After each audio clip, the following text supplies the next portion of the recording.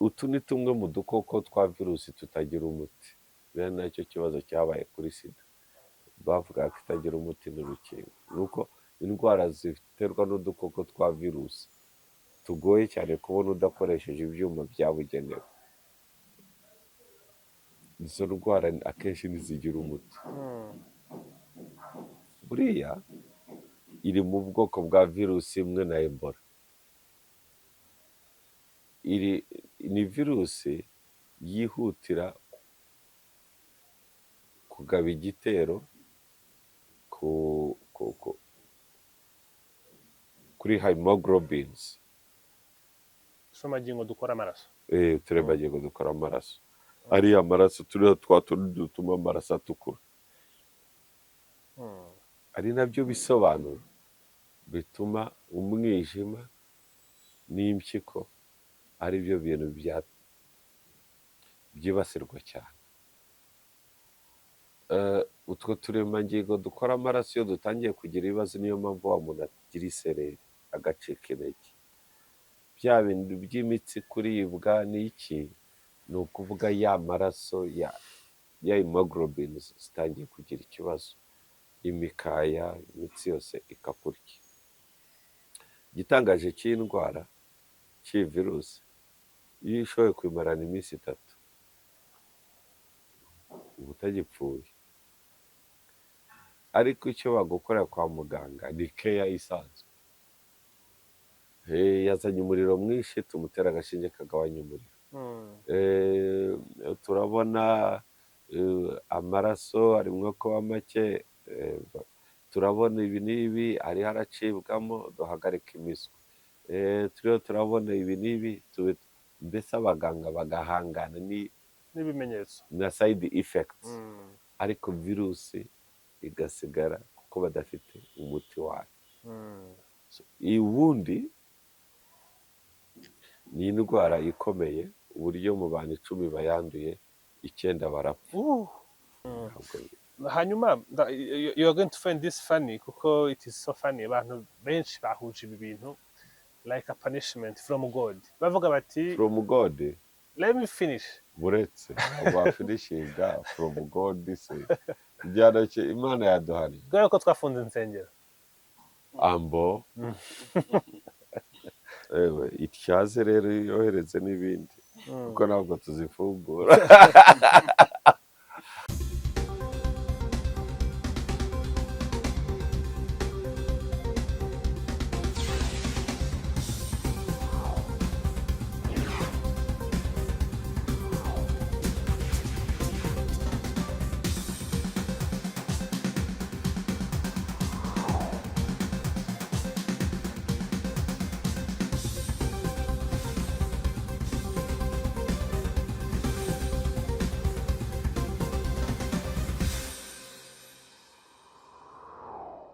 Mwaramukanye, amahoro y'Imana abakunzi ba One Nation Radio, Radio Diaspora y'u Rwanda, ijwi ya Diaspora y'u Rwanda. Turi mu ntangiriro z'icyumweru, turi kumwe na Bob Mugabe, n'umusesenguzi wacu. Bob, waramukanye Rurema bintu uyu munsi? Yenda amahoro. Nukuri pe. Ndahari. Mbona utabyizeye ko mari nyamara ndahari. Urahari, rege uri amahoro, tuba twishimye, natwe turabikwifuriza. Rose umuntu dukorana yameze neza, natwe ko tuba tumeze neza. Mwebwe mujye mumera neza. Ubu se napfuye nimwarya. Kandi twabanza kurya ku kiriyo kwanza. Iyi ni propaganda bamubiye. Oya, erega kukwereka umuntu kumwitayeho cyangwa umutekereza, ntabwo bivuze ngo uramuhagarikira urupfu cyangwa uramubuza kubwirira. Baragenda bakayiriza ngo wapfuye, bakagushyigura, bamara kugushyigura bari bwo kwihanagura, bakagera bakareza ikiyerego barakarabye. Semuga gupfa kari ecosystem, rega we have to die. Umunsi umwe cyangwa ubwo mushyiguye uwo munsi mutangiye kunywa byerigo muri yo murakara, ahubwo muraserebura ko ciyo.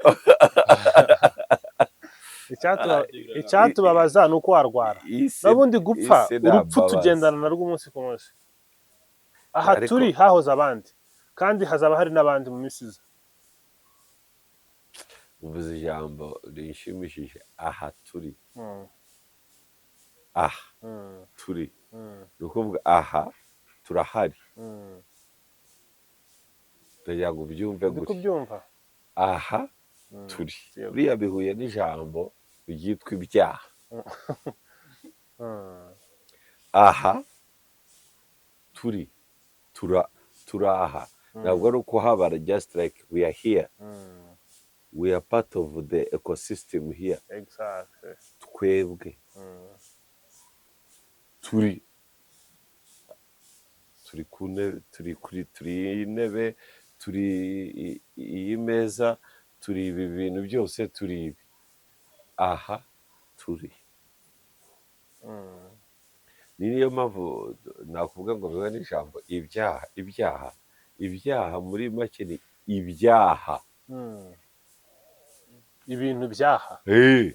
ibyaha biba bidusaba kubera ko gukiranuka tuba dufashe ibyaha tukabigendamo neza uburyo tudafatwa n'ibyaha ahubwo dukomeza imbere urumva ijambo amagambo y'abanyarwanda ni amagambo ari philosophical arimo ubwenge bwinshi. naha turaha twebwe turi buriya nk'umunyarwanda iyo yabaga yagiye imahanga akagaruka ntabwo mwamubazaga ngo amakuru y'iyo ngiyo wabazaga mu Rwanda rw'iyo muri aho nk'ubu umuntu akaza avuye Texas urugero cyangwa se yenda akaza avuye Japan avuye China avuye somewhere in the States ntabwo mbaza nko muri Amerika muri aho mu Rwanda rw'iyo muri aho kuko u Rwanda ni Rwanda uru ni urumuri Rwanda rwaguka rukomeza rugana ahantu hatandukanye. niyo mpamvu u Rwanda turaruri rwa rumuri ruturimo iyo ugiye aho ugiye hose ni mu Rwanda rwahuri kuko u Rwanda ni wowe u Rwanda ni runini kurenza urw'ubutaka mubona rw'ubuso rwa kilometero 26,500 niyo mpamvu iyo wagiye iyo ngiyo ukabaye imahanga iyo ugarutse turakora muri aho mu Rwanda rw'iyo Rwanda ni igitekerezo ni n'ukuntu ni n'urumuri aho ugiye urwo rumuri aho urujyanye ubu ururi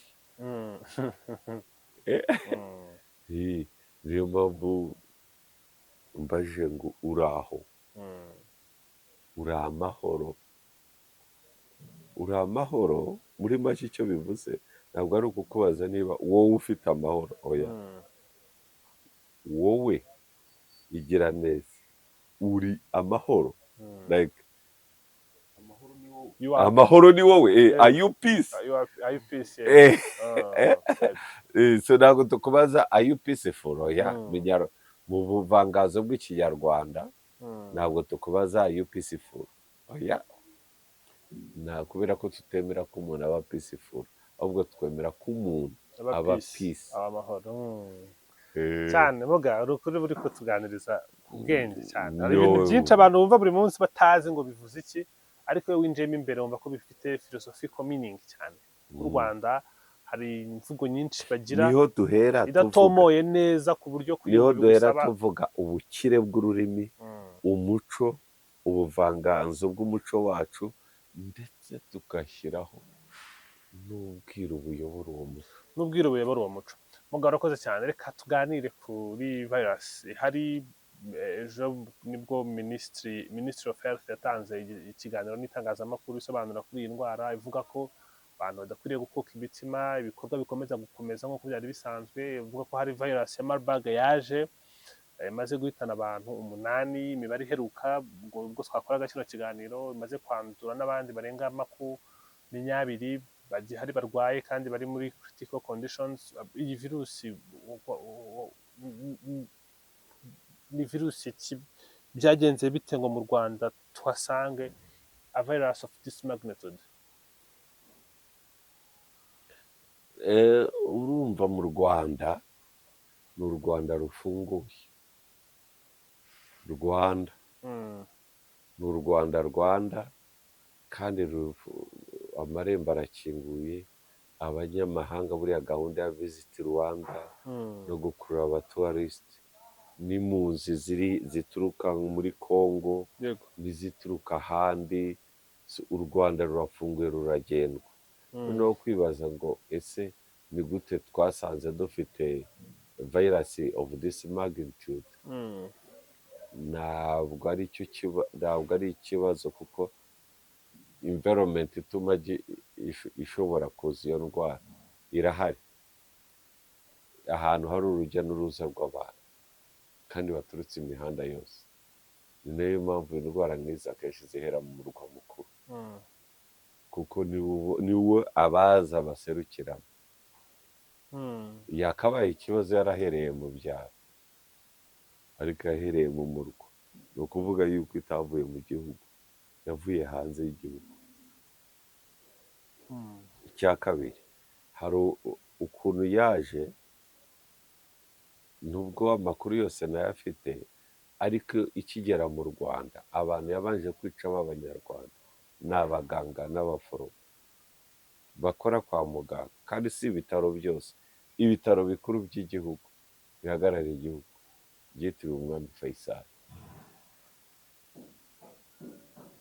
Ni ukuvuga umuntu wayizanye ntabwo ari umuntu woroshye, ntabwo ari umuntu wivuriza kuri mituweli, ntabwo ari umuntu ujya kuri centre de sante,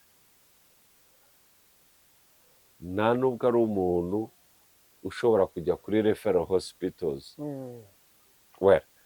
Ni umuntu ufite ubushobozi bwo kuba yajya kuri referral hospital bakamwihutana bakamugeza Faisal. Patient zero wa mbere wayirwaye, uwa mbere. Ni ukuvuga ko iyo dukoresheje inyurabwenge y'ibanze yo gukora urugero investigation, yabanjirije yagaragaye mu Rwanda i Kigali. Ni ukuvuga ntabwo ari indwara yaturutse mu byaro, ntabwo ari indwara ituruka mu gihugu, ni indwara nzanano, iri imported. Uwo muntu wayizanye X nazi uwo muntu ntabwo yari afite, ntabwo ari umuntu woroheje, kuko yaba woroheje yari kubanziriza kuri centre de sante akahanduriza abantu, cyangwa se bakabanza kuri zino kiriniki cyangwa se mu bitaro by'umwami Faisal. Urumva uwayizanye ntabwo yoroheje. Si ukuvuga ngo ni gute yageze mu Rwanda, u Rwanda rukinguye imiryango, biroroshye. Icya kabiri nshaka kubwira kuri icyo ngicyo, nyikomeza kuri izo ngingo muri analysis yanjye kuri iyi ndwara. Iyi ndwara abantu yahitanye twashoboye kumenya ni abaganga n'abaforomo. Abaforomo ni b'abakobwa n'abasore bafasha abaganga, bataraba ahantu hose. Faisal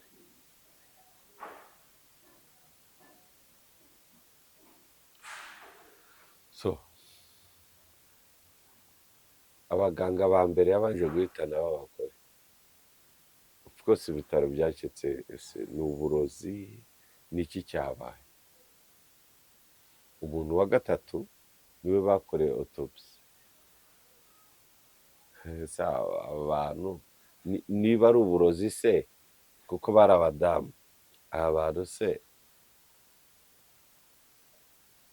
hari aho bahurira, uburyo bajya mu kirori bakabarogera hamwe, ni ibintu what is it? Ese niba ari bwa burozi chimique, aba bantu ko badakora no mu nzego z'umutekano cyangwa ngo babe abanyapolitike, why these people? Abaganga urumva ikibazo gakire iyo kivutse indwara nk'iriya, abaganga batangira gukora ubushakashatsi kumenya what really happened. Bikiri aho abantu batangiye gupfa, umuntu wa gatatu niho abaganga bavuze oya, ibi bintu tugomba gushakisha ibyo ari byo, n'ubundi umuntu yapfuye, reka dukore autopsy. Barasatura, bagiye kureba umwijima basanga umwijima washwanyutse, amaraso arimo indani, yapfuye. Barebye ku mpyiko babona nayo byashwanyaguritse. So nibwo batangiye kureba ibimenyetso, ubundi uyu muntu twavuraga ibihe bimenyetso? Usanga harimo umuriro mwinshi, ibyababwiraga ko afite isereri, ibiki byose, nibwo bageze kuri conclusion.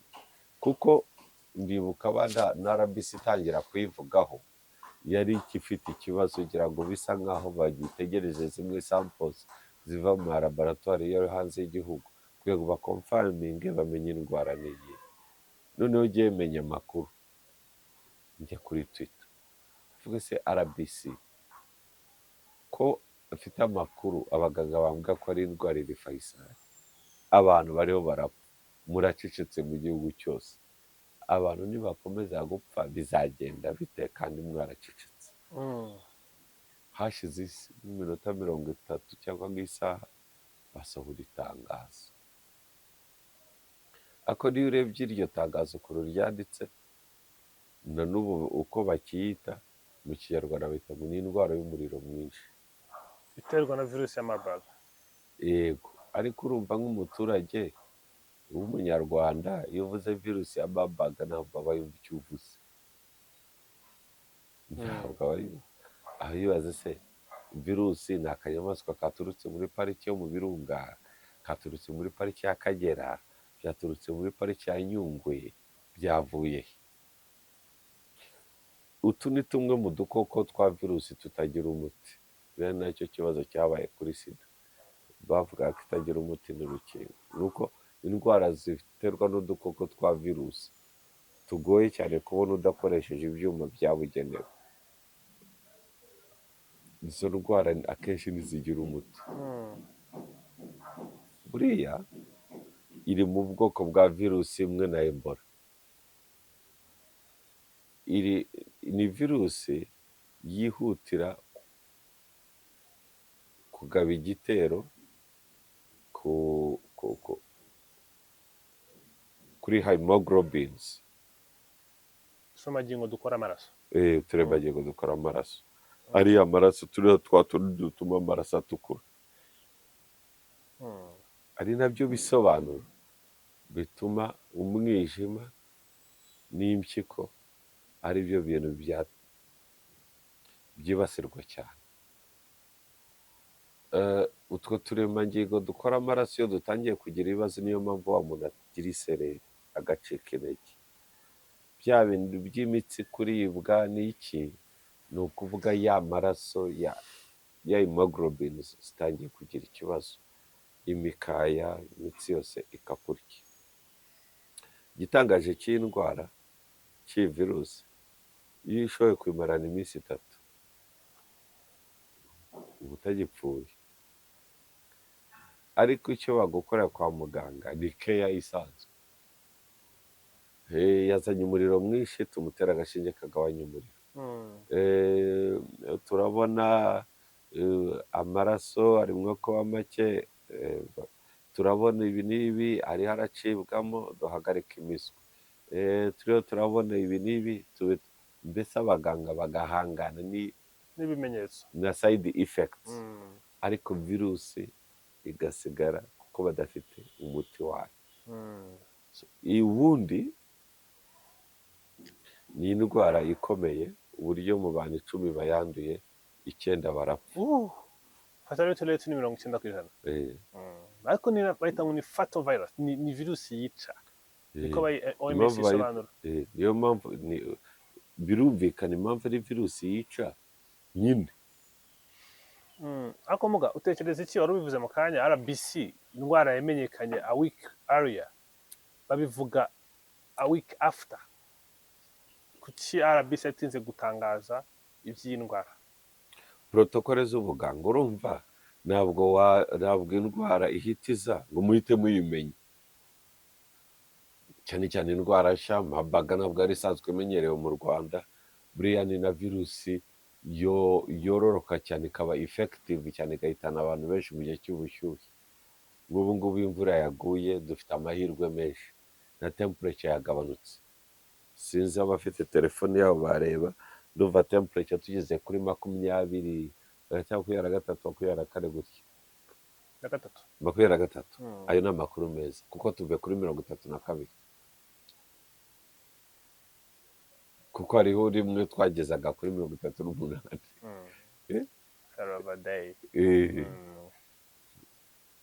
So iki kirere nigikomeza kikatworohera, n'ingamba ziba zashyizweho zo kwirinda, n'abaganga babyiteguye, noneho bamenye indwara iyo ari yo. Kuko buriya ikintu kigora cya mbere nta nubwo ari ukuvura indwara, ikintu cya mbere ni ukuyimenya. Iyo uyimenye nibwo utangira gushaka remedies. Nicyo kintu cya mbere, ni nko kurwana n'umwanzi utazi, ntabwo umenya indwara wakoresha. Nicyo kibazo rero. So RBC kuri jyewe ntabwo yatinze. Hanyuma contamination iraza gukorwa ite nk'iyi ndwara itaba epidemic?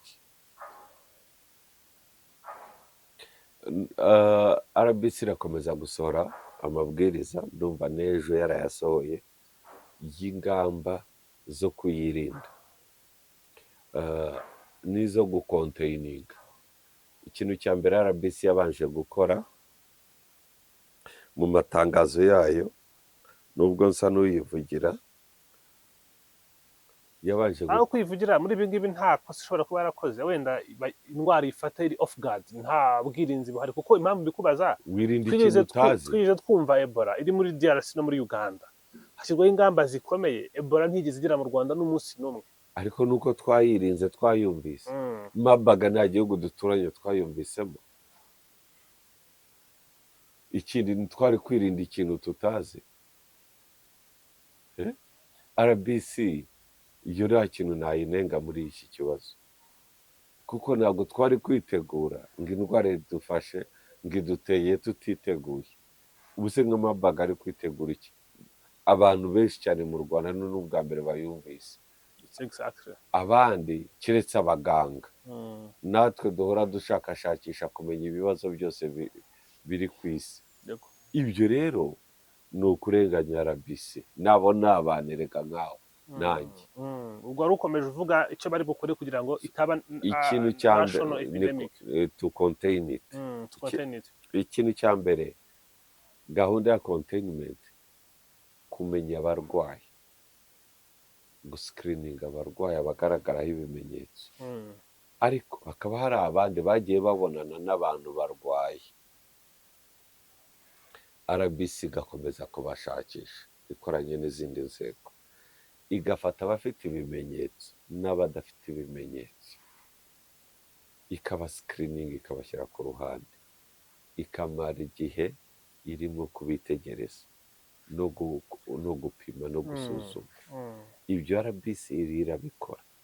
Uburyo n'ibitaro bindi bafata umuntu ufite ibyo bimenyetso, iyo bakubonye bakwihutana Faisal, nta handi bakujyana. niyo hari isolation center, niho honyine harimo gukurikiranwa icyo kibazo. Icya kabiri, ubwo ntibishobora kugira ingaruka ku zindi serivisi zihatangirwa, dore ko hatangirwa serivisi zikomeye. icyo ni ikindi kibazo. Aho ngo uratuma dukomeza gusobanura ibyo nasobanura. Icyo kigumisho uze kukigarura. Ikindi kintu kinahari ni uko abitabye Imana, RBC yasohoye amabwiriza y'ibyo bagomba gukurikiza. Niba ari ibintu bijyanye no kumusezera n'iki birakorerwa kwa muganga. Abandi bantu bajya kwirira ibintu byo kujya ngo gukurikira iyo mu rugo, ngo gusezera ku murambo muri kiliziya, no mu rusengero kuva kwa muganga abantu bake cyane ku irimbi, abantu bakagenda kandi bakurikiza protokole za RBC yashyizeho. Iyo ni containment kandi kuri jye uri ikora. Ariko n'ikindi ni ugutangariza abanyarwanda ko iyo ndwara ihari kandi tuba turayikurikirana. Nimukuke umutima. Buriya ikintu cyo gukuka umutima ni ikintu cy'ingenzi cyane. Buriya iyo urebye last experience ya covid abantu benshi bapfuye barwaye covid, bamwe bari bafite underlying sicknesses, izindi ndwara zari zarashengabashe umubiri, uburyo covid iza ihuhura. Abandi batari bafite izo ndwara bishwe n'ubwoba. Imyanzuro yafashwe y'umuntu warwaye covid no kubuza kumusura no kumusiga wenyine n'iki byatumaga agira ubwoba. None uko umuntu agira ubwoba, iyo umurwayi agize ubwoba agahita apfa vuba. Ibyo rero ni ukuri. Iyo utizeye ikintu kuri umurwayi agiye kwa muganga ntiyizere ko ari bukire, gukira kuba kugoye. Ikintu cya mbere ni urupfu kugira ngo ruze. Umuntu ashobora kurwara akaremba ariko akabyara resistance ubwe, sindi bupfe, I'm not ready to die. Ntabwo iyi ndwara iri bunyice, not today, ntabwo napfa. Uwo muntu biba bigoye. Na immunity system n'ubwirinzi bw'umubiri waba ufite imbaraga. Umuntu wihebye watinye upfa mbere y'uko upfa. Indwara none ikabikorohereza. Buriya ubwoba ni bubi. Cyane. Uzi n'abantu benshi bafite inzozi zo gukora ibintu bakazibuzwa n'ubwoba. Ubwoba buriya ni nka gereza. Ubwoba bwonyine bwaba icyorezo. Abantu be gukuka umutima, be kugira ubwoba. Hanyuma containment ubundi normal iragora iyo hari free movement of people. Bivuze ko dushobora kuza kubona amabwiriza gukomeye ashobora gutuma urujya n'uruza rw'abantu rugabanuka. Oya, hariho gahunda zo gukaraba kuko nabyo bijyana n'isuku. Hariho gahunda yo kwirinda gukoranaho, hariho gahunda yo kwirinda abantu benshi. Kwirinda abantu benshi ubwo bivuze ko hari ahantu hahurira abantu benshi hashobora guhagarara. Oya, ntabwo aricyo bivuze.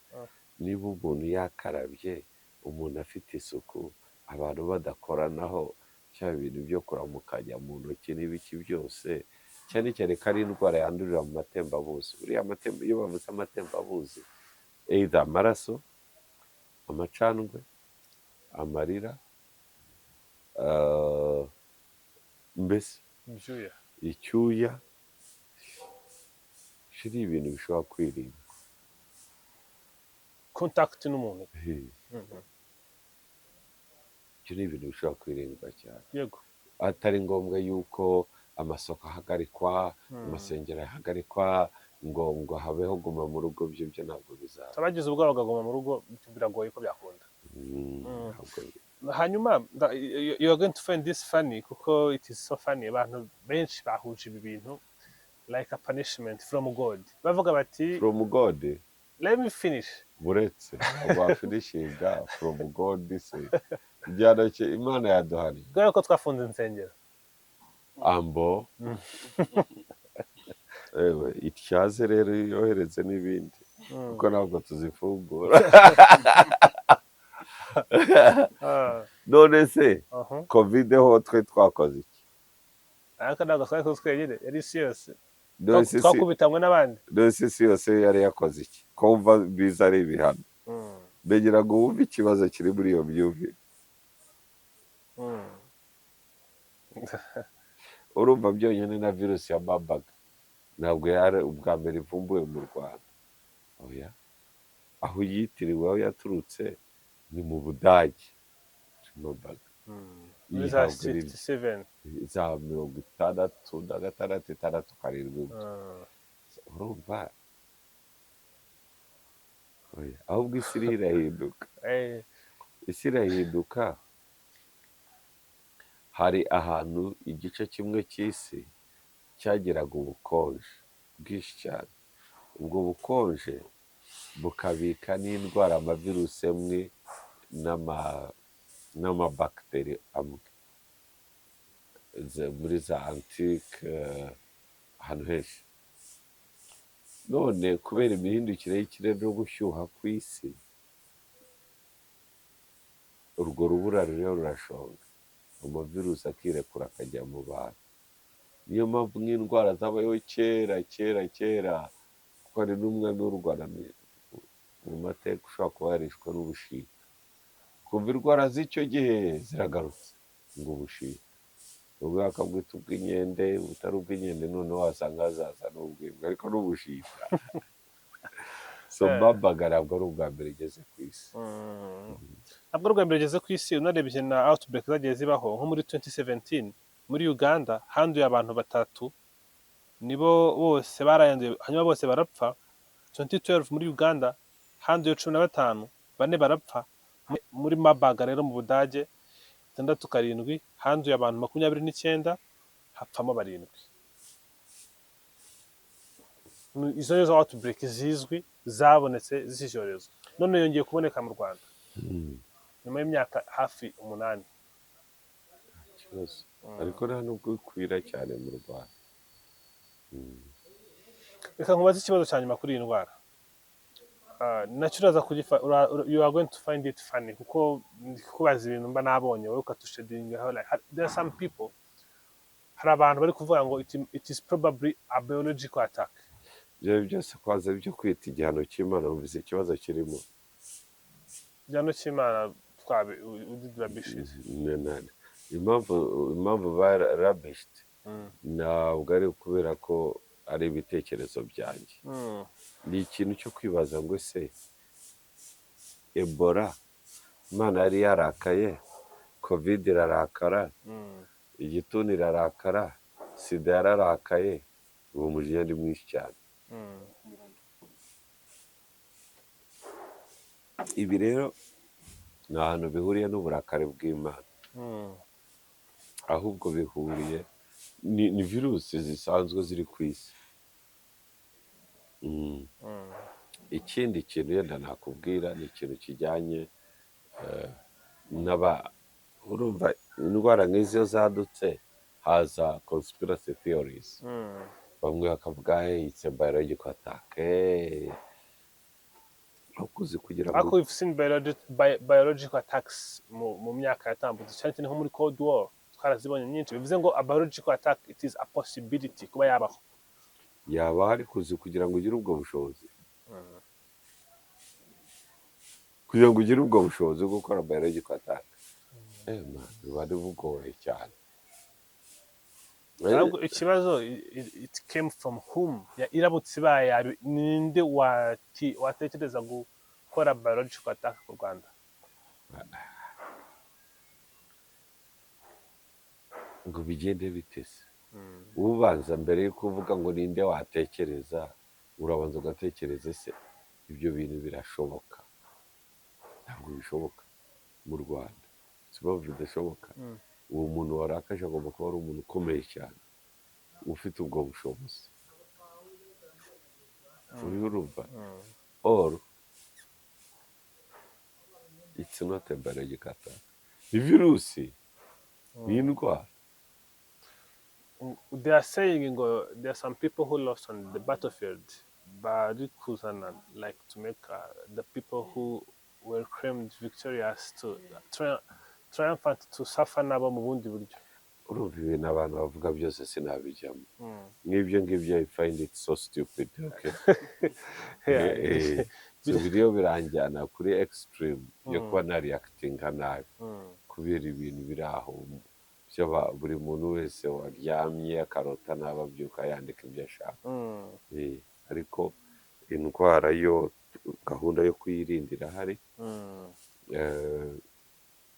Harimo uburyo bwo kuyirinda, hariho uburyo bwo gukurikiranira abanduye, hariho uburyo bwo gushyingura abo yica, hariho n'uburyo bwo kugerageza gutanga ubuvuzi bw'ibanze. Ibyo ngibyo kuri njye mba numva ari ikintu cy'ingenzi cyane, naho ibindi by'Imana biological attack Really stupid. kandi reka nkubwire abantu, sizi impamvu abantu batize bakunda conspiracy theory. Abantu batize bakunda conspiracy theory. Yego. Buriya na Trump ni komeye, ni umu conspiracy theorist. niwe wa mbere, ni master wa we. Ntabwo uzi se yuko covid ikiza yitaga ngo ni Chinese virus, akajya abwira abantu yanayisuzuguye ari perezida, akajya abwira abantu ngo bajye banywa ibinini by'umutwe, ngo banywe na ji ngo barakira. Ubyinga tangira kuba serious, abona abantu ibihumbi birenga bingahe, 6 7 abantu bapfa umusubirizo, atangira kuvuga ati noneho mukora. Hariho ibintu Imana yaduhaye byitwa ubumenyi. Twebwe muri siyansi tujyana n'ibimenyetso. Icya kabiri, iyi virusi turayizi, ariko yaje mu gihugu tutari tuyimenyereye tunayikeka, ariko nyuma y'icyumweru kimwe bibiri dushobora kumenya iyo ariyo. Hariho leta yashyizeho ingamba, abaganga rero barakora ubwabaga, ibindi biriho biraba. Izo ngizo za biological attack n'ibiki. Uribuka intambara ya Ukraine igitangira n'Uburusiya bavugaga ngo hari laboratoire ngo za biological laboratories za CIA ngo i Kiev, ngo ziraho, ngo ibiki ibyo bintu mbese biragenda birakura, ari propaganda iturutse mu Burusiya. Buriya mu Burusiya haturuka propaganda, kandi abantu ba mbere bayikonshuminga cyane ni Abanyafurika. Propaganda y'Abarusiya, uzi ko hari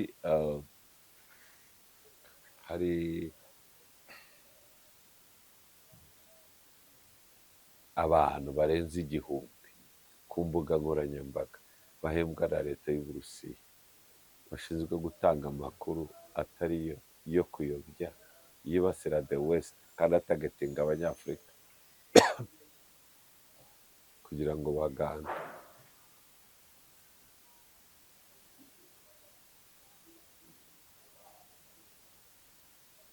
Kugira ngo bagire bate? Bagande. Kuganda urumva icyo ari cyo? Ibintu byinshi cyane by'amakosa ya the west tuyahabwa n'Abarusiya, kandi babitwistinga uko bashaka. Bafite butu yabo. Hari n'ikiganiro niba twaragikoze aho ngaha, niba ari kuri televiziyo yanyu sinzi, kuko mvugira kuri televiziyo nyinshi, mvuga ku bajepe b'Abarundi. Boots, abo twita propaganda boots bo mu Burundi baranyataka kweri kweri. Si gutyo Burundi bukimeze, ibintu byarahindutse sha. Bots, amabots. Ibiki ntabwo ari bots like bots, actually the bots. BOTS. Only BOOTS. Okay. No mu Rwanda bajya bahaba benshi cyane. Iyo uvuze ikintu kitari umurongo wa leta barahari, bahita bahaguruka bakagutuka, catfishes, bakaguha n'ibya mama wawe abo rero Uburusiya burabafite cyane. Akenshi usanga rero bari muri izo conspiracy theories, n'Abanyafurika bazizana ni naho bazivoma. muga karaba urakoze cyane ndabashimiye